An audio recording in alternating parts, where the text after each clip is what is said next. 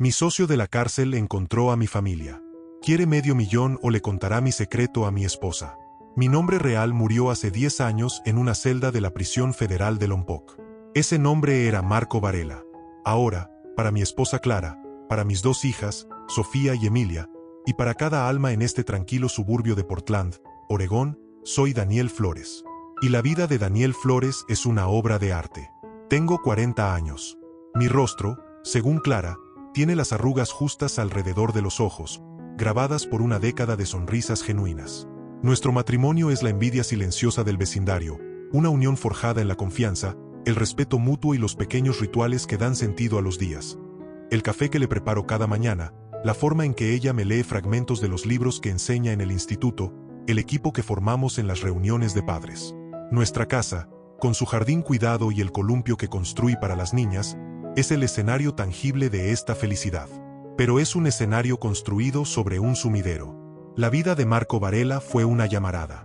Un genio precoz de las finanzas que, a los 25 años, diseñó un esquema de inversión fraudulento tan sofisticado que engañó a cientos de personas, incluyendo un fondo de pensiones para maestros.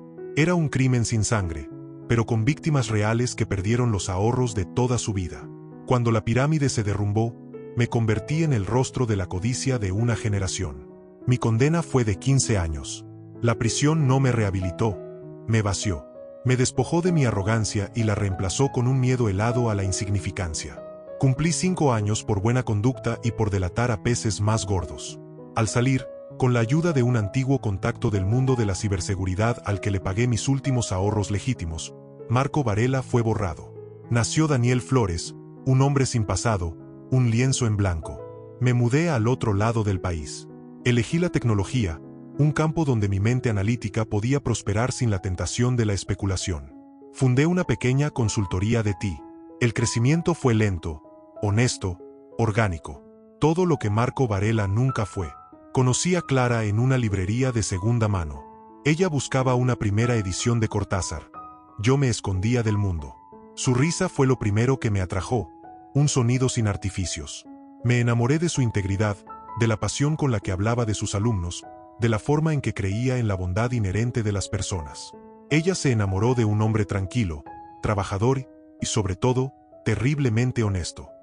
Cada vez que usaba esa palabra para describirme, sentía una punzada de náuseas. Mi pasado era una historia simple y cuidadosamente editada. Mis padres murieron en un accidente cuando era joven, le dije. Crecí en hogares de acogida.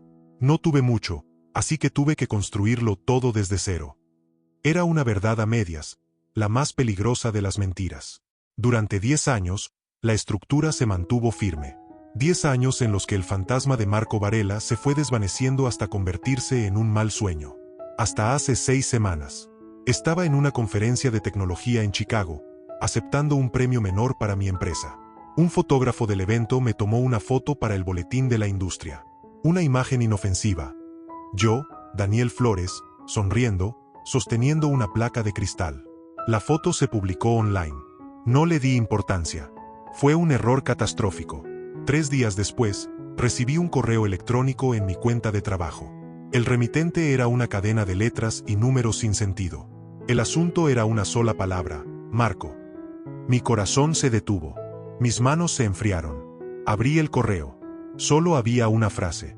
La arquitectura de tu nueva vida es impresionante. Pero hasta los edificios más sólidos tienen un precio de demolición. Hablemos. El pánico es un ácido que disuelve la lógica. Durante 48 horas, no dormí. Me senté frente a la pantalla, actualizando mi bandeja de entrada cada 30 segundos, esperando el siguiente mensaje. Mi mente, esa máquina analítica que había construido mi nueva vida, ahora trabajaba en mi contra, creando 1000 escenarios, cada uno peor que el anterior. ¿Era la policía? ¿Un periodista? ¿Una de mis víctimas? La respuesta llegó el sábado por la mañana. Clara y las niñas habían ido al mercado de agricultores. Yo me quedé en casa, fingiendo una migraña. El correo llegó a las 10:15 de la mañana. Parque Washington. El banco junto al jardín de rosas. Mediodía. Ven solo, Marco. O debería decir, Daniel. Era una orden, no una invitación. El remitente seguía siendo anónimo, pero la confianza en el tono me decía que no era una amenaza vacía. Esta persona me había encontrado, conocía mi nuevo nombre, y quería algo. Conduje hasta el parque con el estómago hecho un nudo. Washington Park estaba lleno de familias, corredores, turistas. Un escenario de normalidad que hacía mi situación aún más surrealista. Vi a un hombre sentado en el banco designado. Era mayor de lo que recordaba, con el pelo ralo y una cicatriz que le cruzaba la ceja derecha, un recuerdo de una pelea en el patio de la prisión. Ricardo Rico Vargas. Rico había sido mi socio no oficial en el viejo mundo. Él era el músculo, el hombre que convencía a los inversores reacios y silenciaba a los que empezaban a hacer demasiadas preguntas. Cuando todo se vino abajo, yo lo delaté para reducir mi sentencia. Él recibió 30 años. No tenía ni idea de que había salido. Varela, dijo, sin levantarse, mientras yo me acercaba. Su voz era un susurro de grava. Te ves bien. Suave. La vida suburbana te sienta bien. ¿Cómo me encontraste, Rico? Pregunté, mi voz apenas un murmullo. Internet es una maravilla. Reconocimiento facial. Vi tu estúpida cara en una foto de un premio tecnológico. Un poco de investigación y, boila, Daniel Flores, el hombre de familia ejemplar. Es casi poético. ¿Qué quieres? ¿Qué quiero? Se rió, un sonido seco y amargo. Pasé 15 años en una jaula por tu culpa, Marco. 15 años soñando con el día en que saldría y te encontraría. Quiero compensación. Quiero una parte de esta vida bonita que construiste sobre mi espalda. No tengo nada, mentí. Mi empresa es pequeña. Vivo de mi sueldo. No me tomes por idiota. Sé lo que vales. He visto los registros públicos de tu empresa. Quiero $500,000. Sentí que el aire me faltaba. ¿Estás loco? No tengo esa cantidad de dinero.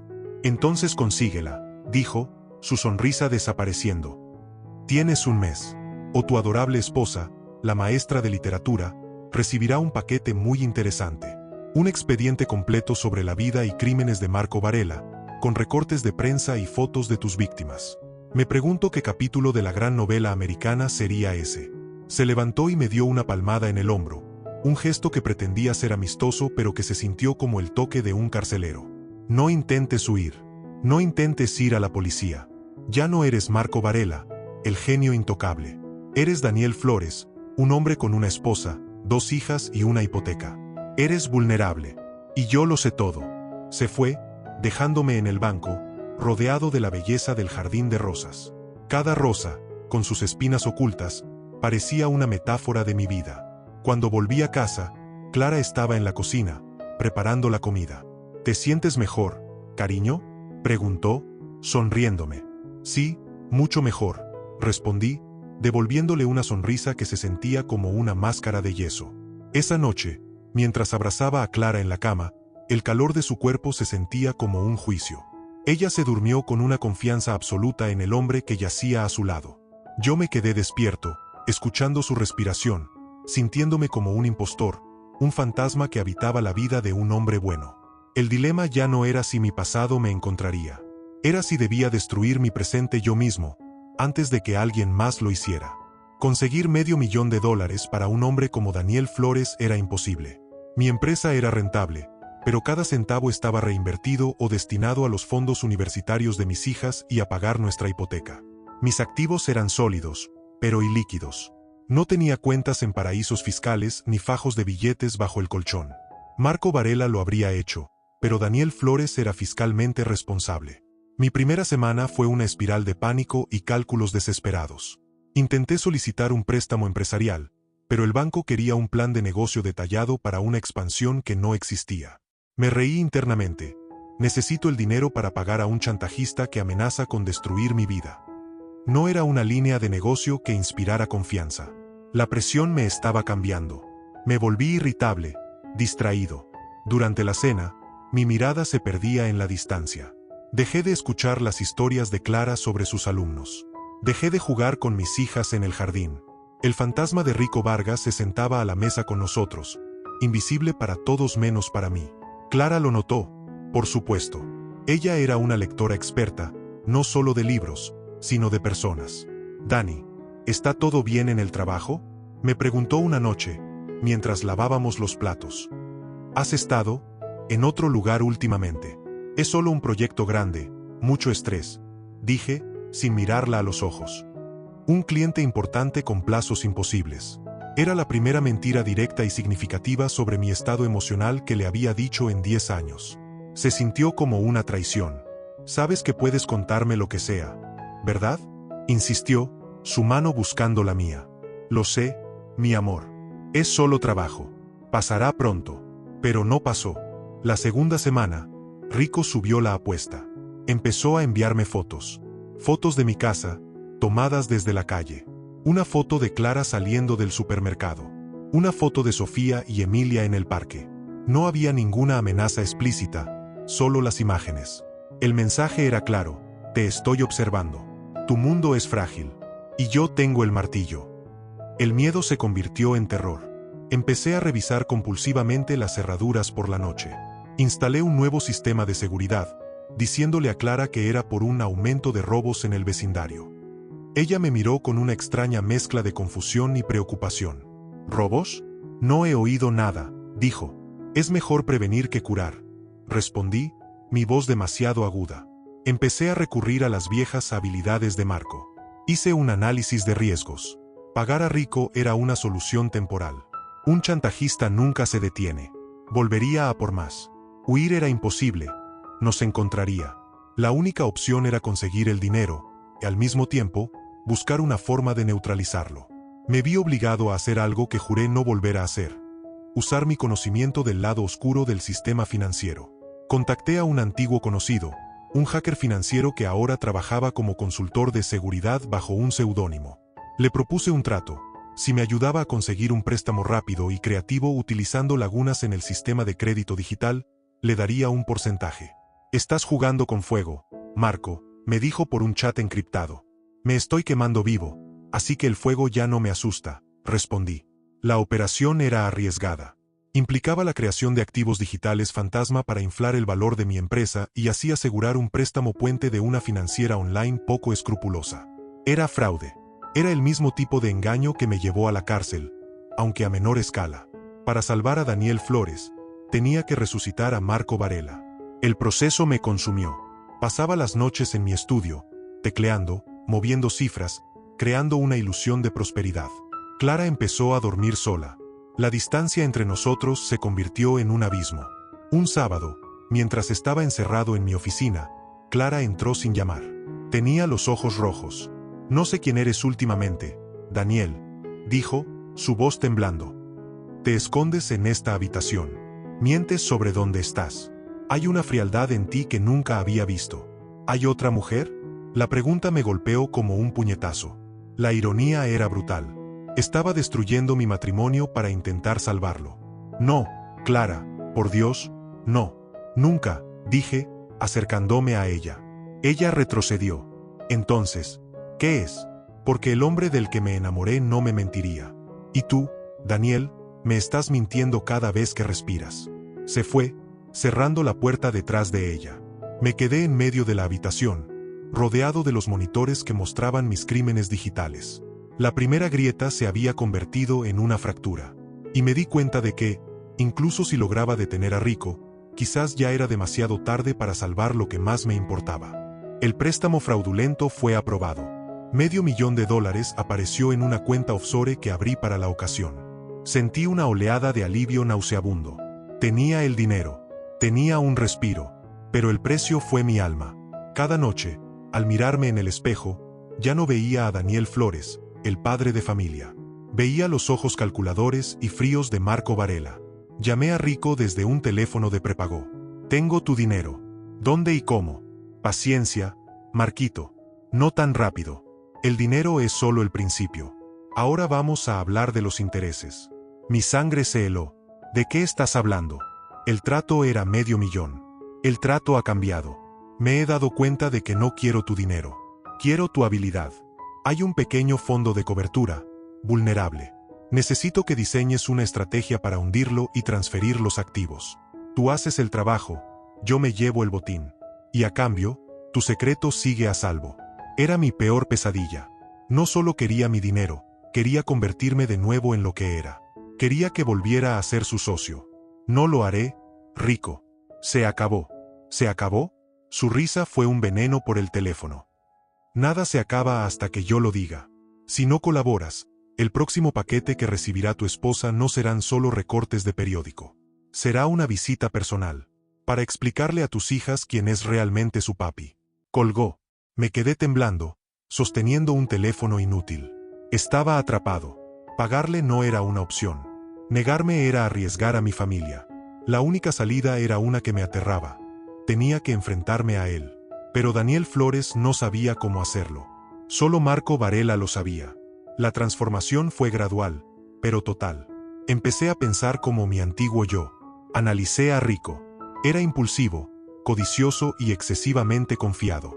Su fuerza era la intimidación, su debilidad, la falta de previsión. Empecé a construir una fortaleza alrededor de mi familia, tanto física como digital. Reforcé la seguridad de nuestra red Wi-Fi. Puse rastreadores GPS en los coches de la familia. Le enseñé a Sofía y Emilia un juego de seguridad, una palabra clave que significaba que debían correr y esconderse sin hacer preguntas. Clara me miraba como si fuera un extraño. ¿Qué es todo esto, Daniel? ¿Por qué de repente te comportas como si estuviéramos en una película de espías? Solo quiero que estemos seguros, le decía, una y otra vez. La mentira se había convertido en un muro tan alto que ya no podía verla al otro lado. Nuestra comunicación se redujo a lo esencial. La intimidad desapareció. Dormíamos en la misma cama, pero a kilómetros de distancia. Una tarde, encontré a Clara en mi estudio. Estaba sentada frente a mi ordenador, que yo había dejado desbloqueado por error. En la pantalla, estaba abierto el chat encriptado con el hacker. No había leído los detalles del fraude, pero había visto el tono, el secretismo. Jugar con fuego. Daniel, ¿quemarse vivo? ¿Qué es esto?, preguntó, su voz desprovista de emoción. Me quedé paralizado. No había excusa posible. Clara, yo. No, me interrumpió. No quiero otra mentira. Quiero la verdad. He estado investigando. No hay registros de un Daniel Flores nacido en la fecha que dices. No hay rastro de ti antes de hace 10 años. Es como si hubieras aparecido de la nada. Dime quién eres. Ahora mismo. La miré. Sus ojos verdes, que una vez me miraron con amor incondicional, ahora estaban llenos de una mezcla de miedo y resolución. Sabía que este era el momento. Podía seguir mintiendo y perderla para siempre, o podía decirle la verdad y arriesgarme a lo mismo. La fachada de Daniel Flores se había agrietado sin remedio. Era hora de que Marco Varela hablara. La verdad es una demolición. No se puede liberar suavemente. Explota. Senté a Clara en el sofá de nuestro salón, la misma habitación donde habíamos celebrado los cumpleaños de nuestras hijas, donde habíamos abierto los regalos de Navidad. La luz del atardecer entraba por la ventana, pintando la escena con tonos cálidos que contrastaban brutalmente con el frío que se había instalado en mi pecho. Mi nombre no es Daniel Flores, empecé. Las palabras salieron con dificultad, como si estuvieran oxidadas por una década de desuso. Mi nombre es Marco Varela. Le conté todo, la historia completa, sin omisiones. Le hablé del joven arrogante que jugaba con el dinero de la gente como si fuera un videojuego. Le describí el esquema Ponzi, la caída, el juicio. Le conté los 5 años en prisión, la vergüenza, el vacío. Le expliqué cómo había borrado mi pasado y construido una nueva identidad desde las cenizas. Mientras hablaba, Clara no me interrumpió. Su rostro era una máscara impasible. No lloraba, no gritaba. Simplemente escuchaba, sus manos entrelazadas en su regazo, apretadas con tanta fuerza que sus nudillos estaban blancos. Verla así era peor que cualquier grito. Era la calma antes del terremoto. Finalmente, le hablé de Rico Vargas, del chantaje, de las amenazas contra ella y las niñas. Le expliqué el préstamo fraudulento, las noches en vela, la paranoia. Todo lo que he hecho en las últimas semanas, cada mentira, cada secreto, ha sido para proteger esto, dije, mi voz rompiéndose mientras señalaba a nuestro alrededor. Para protegerte a ti. Cuando terminé, el silencio llenó la habitación. Era un silencio pesado, denso, cargado de 10 años de amor y una hora de verdad devastadora. Clara tardó una eternidad en hablar. Cuando lo hizo, su voz era un susurro frágil. Así que, ¿toda nuestra vida es una mentira? No, dije, desesperado. Mi amor por ti no es una mentira. Mis hijas no son una mentira. El hombre que he sido durante estos 10 años, el hombre que tú ayudaste a crear, no es una mentira. Marco Varela es el fantasma. Daniel Flores es real. ¿Real? Se levantó y empezó a caminar por la habitación, como un animal enjaulado. El hombre con el que me casé no existe. Es un personaje que inventaste. Me casé con un hombre honesto, un hombre que construyó su vida desde cero. Pero la verdad es que me casé con un criminal que huyó de su pasado y construyó su vida sobre los escombros de las vidas de otras personas. He cambiado, Clara. La prisión me cambió. Tú me cambiaste. ¿Cambiaste? Se detuvo y me miró, y por primera vez vi lágrimas en sus ojos. Pero no eran de tristeza, eran de furia. ¿El hombre que acaba de cometer otro fraude financiero para pagar a un chantajista ha cambiado? No, Marco. No has cambiado. Simplemente has redirigido tus habilidades. Antes estafabas a extraños por codicia. Ahora me mientes a mí por miedo. Cada palabra era un cuchillo. Tenía razón. Para salvar mi nueva vida, había recurrido a las mismas herramientas que construyeron la antigua. ¿Qué quieres que haga?, le pregunté, mi última defensa derrumbándose. No lo sé, dijo, pasándose las manos por el pelo. No sé si puedo volver a mirarte a la cara. No sé si el hombre que amo existe o si solo fue una historia que me conté a mí misma. Necesito tiempo. Necesito aire. Cogió las llaves del coche y salió de casa. Vi cómo su coche se alejaba por la calle, hasta que sus luces traseras desaparecieron en la oscuridad. Me quedé solo en la casa perfecta que había construido, una casa cuyos cimientos acababan de desintegrarse. La verdad no me había liberado. Me había dejado completamente solo. Clara se fue a casa de su hermana. Hablamos por teléfono. Sus conversaciones eran cortas, clínicas. Las niñas están bien. Necesito espacio. Cada llamada era una tortura. El silencio en la casa era un recordatorio constante de lo que había perdido. Pero la amenaza de Rico no había desaparecido. De hecho, se había vuelto más urgente. Sin Clara y las niñas en casa, me sentía expuesto. Sabía que no podía seguir pagándole, y no podía seguir viviendo bajo su sombra. Tenía que terminarlo. La desesperación me dio una claridad que no había tenido en años. Decidí que la única forma de vencer a un depredador como Rico era preparando una trampa. Una trampa que solo Marco Varela podría diseñar. Iba a usar mi último fraude no para ganar dinero, sino para comprar mi libertad. Llamé a Rico. De acuerdo. Colaboraré, le dije. Pero no voy a hundir un fondo de cobertura. Es demasiado ruidoso, demasiado arriesgado. Conozco una forma mejor. Criptomonedas. Hay una nueva altcoin a punto de ser lanzada. Con mi análisis, podemos manipular el lanzamiento inicial, inflar el precio y salirnos antes de que el mercado se dé cuenta. Es limpio, rápido y prácticamente imposible de rastrear. Rico, cegado por la codicia, mordió el anzuelo. La criptomoneda era real, pero mi plan era una elaborada farsa. Durante la siguiente semana, le envié informes falsos, gráficos manipulados, análisis predictivos que parecían brillantes pero que estaban diseñados para llevarlo a una única conclusión.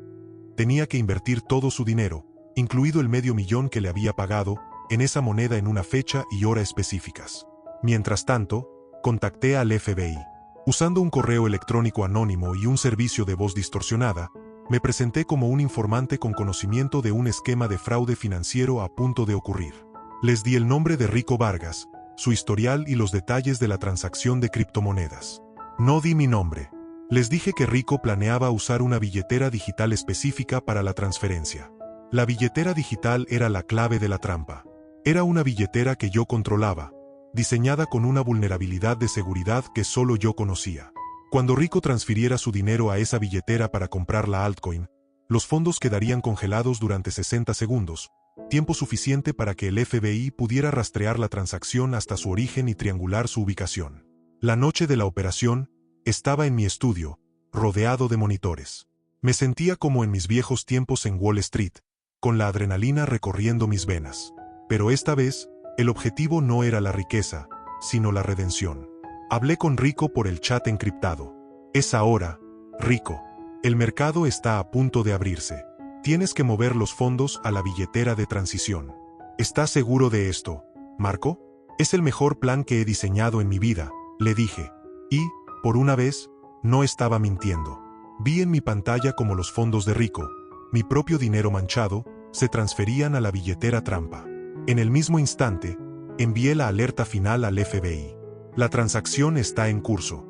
Tienen 60 segundos. Apagué todos los monitores. Borré todos los archivos.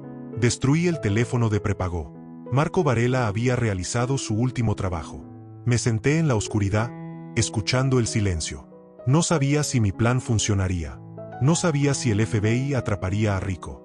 No sabía si volvería a ver a mi familia. Pero por primera vez en mucho tiempo, no sentía miedo. Sentía una extraña calma. Había dejado de huir de mi pasado y lo había usado para proteger mi futuro. Ahora, solo quedaba esperar y enfrentar las consecuencias.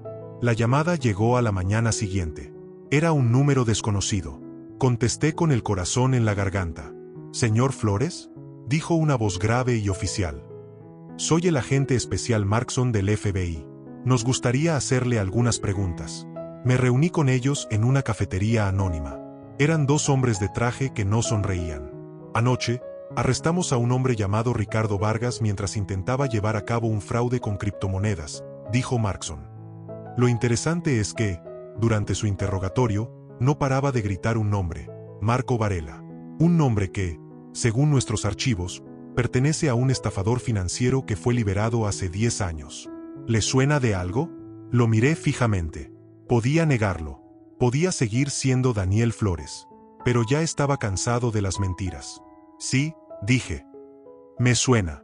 Les conté una versión editada de la verdad. Les dije que Vargas era un antiguo socio que me había encontrado y chantajeado. Omití la parte de mi identidad falsa, pero admití haber orquestado la trampa para ayudar a capturarlo.